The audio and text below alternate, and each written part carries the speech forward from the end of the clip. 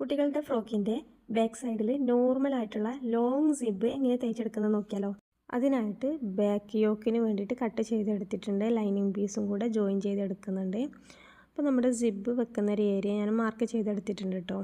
ആ ഒരു സിബ് അവിടെ വെച്ചിട്ട് നമുക്ക് നെക്കിൻ്റെ ഭാഗം ഒന്ന് തയ്ച്ചെടുക്കാം.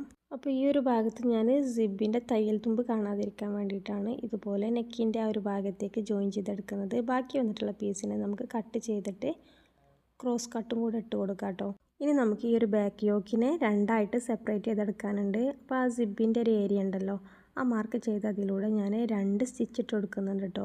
ഇനി നമുക്ക് ആ സ്റ്റിച്ചിൽ കൊള്ളാതെ ആ ഒരു ഭാഗം കട്ട് ചെയ്ത് മാറ്റാം. ഇനി നമുക്ക് മറിച്ചിട്ടെടുക്കാൻ ഇപ്പോൾ ഈസി ആയിട്ടുണ്ട്. അപ്പോൾ സിബിൻ്റെ ഒരു എഡ്ജ് ഭാഗം ഞാൻ തയ്ച്ചെടുത്തിട്ടുണ്ട് കേട്ടോ.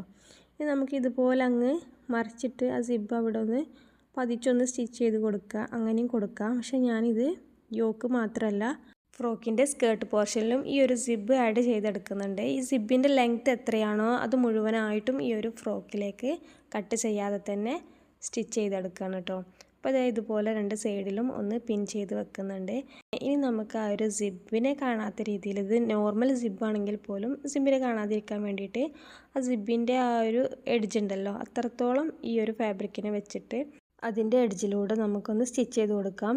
അപ്പോൾ സിബ്ബർ ഫൂട്ട് യൂസ് ചെയ്തുകൊണ്ടാണ് കേട്ടോ ഞാൻ ഈ ഒരു ഭാഗം സ്റ്റിച്ച് ചെയ്തെടുക്കുന്നത്. അപ്പോൾ ഇതാ ഒരു ലൈന് മൊത്തമായിട്ട് ഞാൻ സ്റ്റിച്ച് ചെയ്തെടുത്തിട്ടുണ്ട്.